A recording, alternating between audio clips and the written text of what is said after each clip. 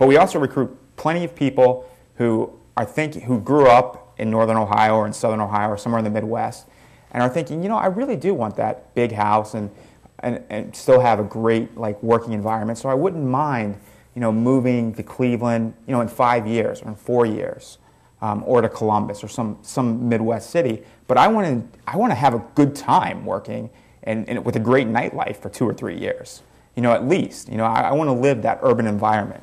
Maybe because they went to college, in Boston or New York or, a city that has that and experienced it that way. And, you don't want to lose those people even for that period because you don't know which Midwestern or smaller size city they're going to go to. You need to be able to sell them downtown as a place where you can live an urban lifestyle. And, as Chris mentioned earlier, it is very different than a suburban lifestyle. And there are degrees of urban living. Tremont and Ohio City have come up today. Both fantastic neighborhoods. You might want to be very close to downtown and experience that, but you have a huge dog that you want to be able to play with in the yard. Tremont and Ohio City give people those opportunities. And, when I think of downtown Cleveland, when I think of Cleveland together, I try to sell Cleveland as a package. And I think you can't sell something effectively unless you know it pretty well. And so I try to figure out as much as I can about the disparate neighborhoods in Cleveland and visit them as often as possible and make friends. And it's easier for me to go from downtown to Shaker Heights than from Shaker Heights to Bay Village, of course. But that's part of the reason why I like living downtown still. So, sermon over. Today at the City Club of Cleveland, we are listening to a special program featuring speakers Daniel Barry, David DeBord, Chris Seper, and moderator Michael McIntyre of the Cleveland Plain Dealer. Now we would like to return to our speaker for our panel for our traditional City Club question and answer period. We welcome questions from anyone, including guests. Holding the microphone today is City Club PR and Program Manager Carrie Miller. First question, please. This is the part I warned you about. I want questions.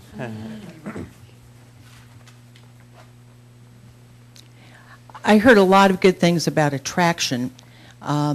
Talk a little more, if you would, about what kind of programs we have to retain those kids who are in college in the schools around here or at Cleveland State. Dan Barry, if you'd like to start, and then Chris.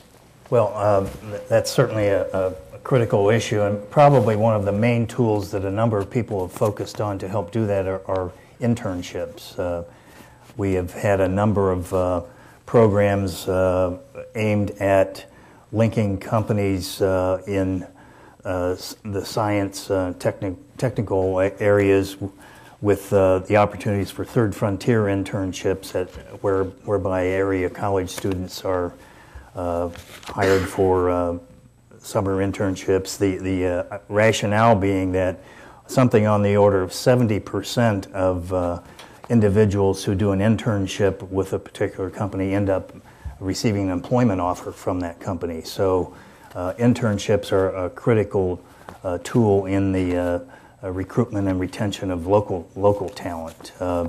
We at the partnership just probably 3 weeks ago sponsored an exchange between 100 engineering students who were graduating in their junior or senior year from Case, Cleveland State, Kent, and other universities, matched them up with 20 companies that hire engineers in the region. And it was a sold-out event, great opportunity for the companies to get a free preview of some of their talent. And the kids just loved the opportunity, and they came downtown, and many of them had never seen downtown Cleveland. So we want to do a lot more of those kinds of things. We're looking at doing it with MBAs and also with IT. So the retention of talent is also a major objective of the state of Ohio, and a lot of the work that it's trying to do. We hope that it will put more money eventually into expanding internship opportunities as one avenue. Chris Seper of MedCity News. I don't think we should do anything to retain talent, and I mean that sincerely. Any college students who are particularly local, I think we should be kicking them out. Honestly, and if you think of your own path, and I mean this, think of your own path. I mean, I grew up in West Chicago, Illinois, and I left for a university far away. I traveled to different cities. I got exposed to different atmospheres, different environments. I lived overseas, and then I've settled down. I'm all for trying to get Clevelanders to come back, but I think that we, as a college student, I also think it might be a certain amount of wasted effort. Many people will stay anyway. And it's important just to have jobs fairs and the like as you do as the norm.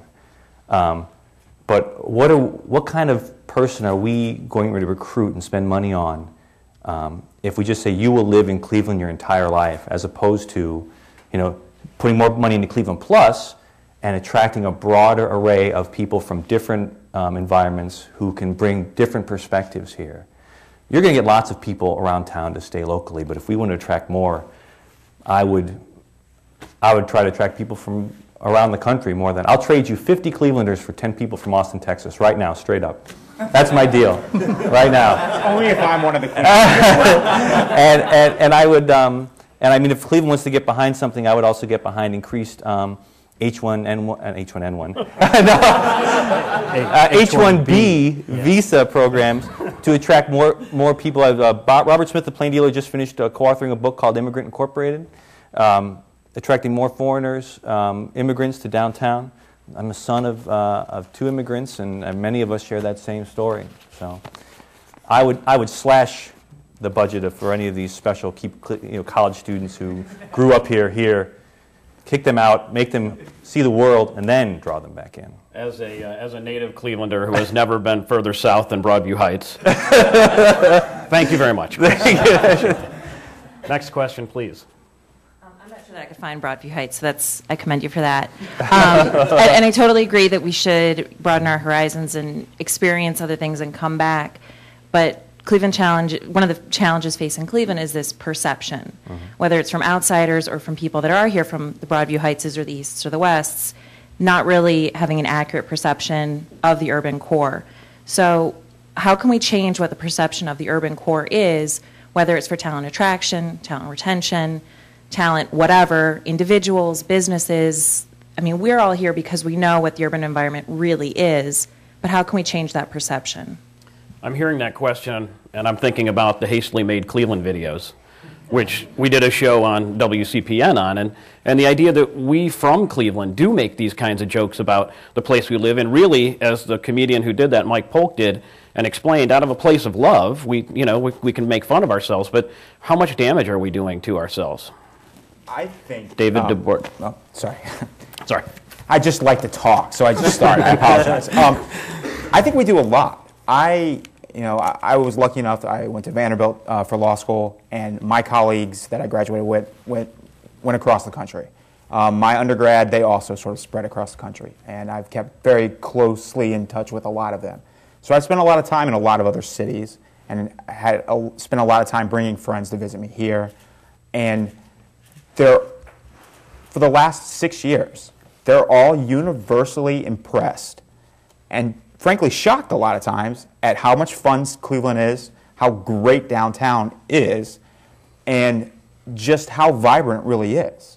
I